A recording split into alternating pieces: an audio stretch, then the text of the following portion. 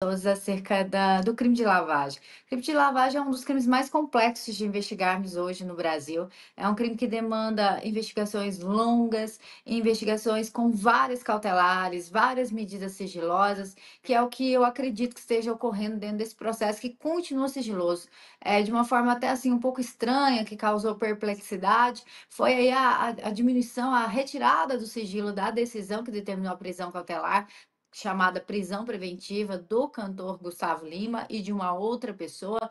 E nessas situações ali você percebe que na própria capa do procedimento que foi aí liberado e dado publicidade, havia a informação de quebra de sigilo bancário. Ou seja, a gente tem inúmeras cautelares, inúmeras medidas em andamento e que dependem de sigilosidade e que dependem realmente de uma investigação mais vasta e mais dificultosa mesmo, como é a lavagem.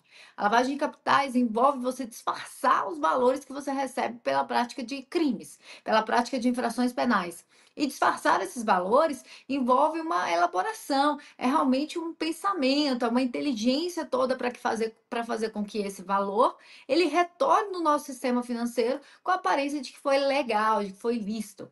E dentro dessas virtudes, dessas possibilidades aí da lavagem de capitais, a gente tem alguns princípios tanto quanto na investigação, quanto no processo judicial, que é os princípios que envolvam conheça o seu cliente, conheça o seu parceiro, conheça o seu empregado, e essa tomada de maior cautela quando a empresa que você está ali trabalhando, ordenando, sendo parceira, sendo empregada, envolve o movimento de ativos financeiros no Brasil.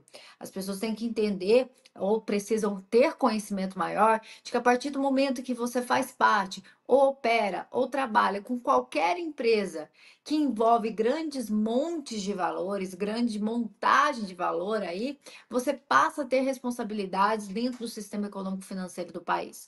Afinal de contas, você não pode desestabilizá-lo, você tem que prestar contas, você tem que pagar os seus impostos, e dentro desse sistema de proteção da lei de lavagem, inclui exatamente observar o comportamento de empresas publicitárias, empresas que trabalham em parceria, como aparentemente narrou de forma muito sucinta na decisão que determinou a prisão, que já foi revogada, o envolvimento do cantor Gustavo Lima. Luana, também eu queria que você trouxesse em quais casos que a Justiça pode voltar a pedir essa prisão preventiva de Gustavo Lima, se aqui há essa possibilidade. A gente acompanhou desde ontem esse movimento, ele estava fora do país, inclusive, viajou para fora do país e acabou com esse habeas corpus sendo aprovado nesta terça-feira. Há uma possibilidade de reviravolta ainda nesse caso?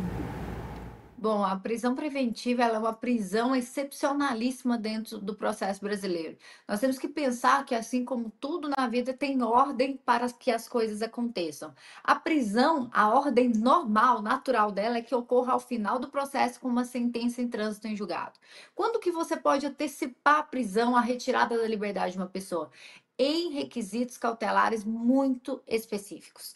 E esses requisitos da prisão preventiva eles estão alinhados, eles são colados, quase que gêmeos, da necessidade de que a prisão preventiva seja acompanhada do mínimo de dados que servem também para oferecer a denúncia. O que eu estou querendo dizer é que a partir do momento em que você tem informações, elementos suficientes para decretar uma prisão preventiva, você tem elementos suficientes para fazer a denúncia. O Ministério Público tem que ter a mesma visão. Eu consigo fazer a prisão ao mesmo tempo que eu consigo denunciar essa pessoa. O que aconteceu no caso que envolve todos os investigados foi que o Ministério Público falou: olha, eu não tenho certeza, eu não tenho ainda opinião, eu não tenho elementos suficientes para oferecer a denúncia.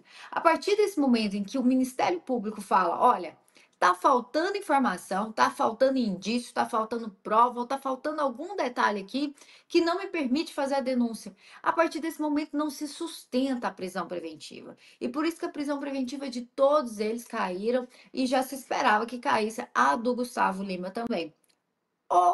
Outro lado será a partir do momento em que o Ministério Público entenda que já está formada a sua opinião de licite e consegue oferecer ali a denúncia. A partir do momento que o Ministério Público ofereça a denúncia, existindo sinais de que eles possam estar atrapalhando a investigação, a instrução criminal, que eles possam estar com risco de fuga, risco de não aplicação da lei, influenciando em provas, em testemunhas, qualquer um desses requisitos que são chamados de garantia da ordem pública, da ordem econômica, entre outros, do 312 do Código de Processo Penal, a gente pode falar novamente de prisão preventiva, mas aí, mais uma vez, é uma prisão excepcionalíssima e ela tem aí um prazo processual de revisão a cada 90 dias, então não é uma prisão para se durar, para se estender, ela é só realmente para poder garantir aquele requisito que está sendo quebrado.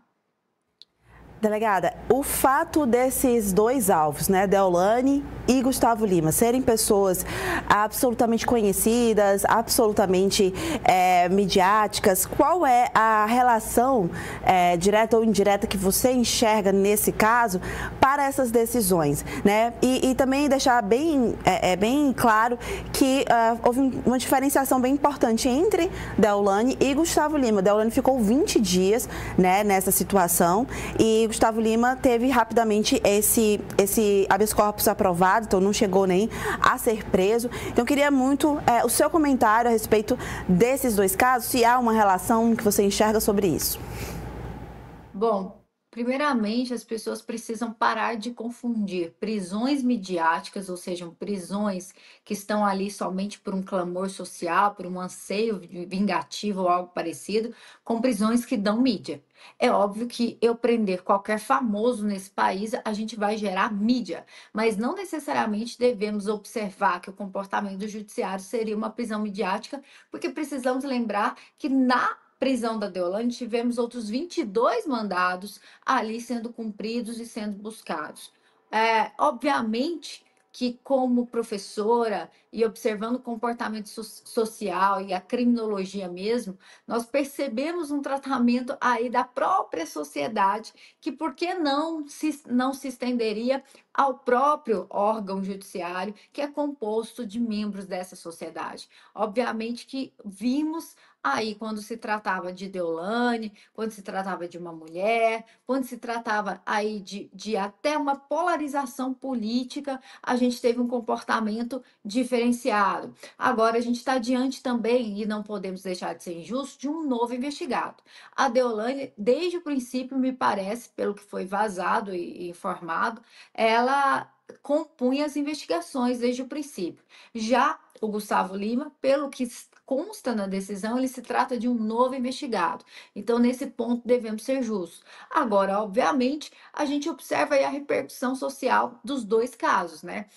Enquanto para muitos aí a Deolane foi condenada, a mesma população sentiu um pouco mais acolhedora quando se tratou do cantor Gustavo Lima. Mas isso é uma repercussão social que já é estudada há muito tempo dentro da criminologia, que é o impacto da criminalidade entre homens e mulheres, que é diferente. Afinal de contas, basta visitar um presídio no dia de visita, o presídio feminino e o presídio masculino, e a gente consegue ver o comportamento social quando se trata de homens e mulheres. Muito importante sua observação e gostaria de agradecer mais uma vez, pedir desculpas e vou agora apresentá-la como a delegada de polícia, professora também, enfim, também é bem atuante nas redes sociais, então traz muito esses conteúdos por lá também, quem quiser acompanhá-la, portanto. Doutora Luana, muito obrigada mais uma vez. Muito obrigada. Abraço, a gente conversou então com Luana Davico, ela que é delegada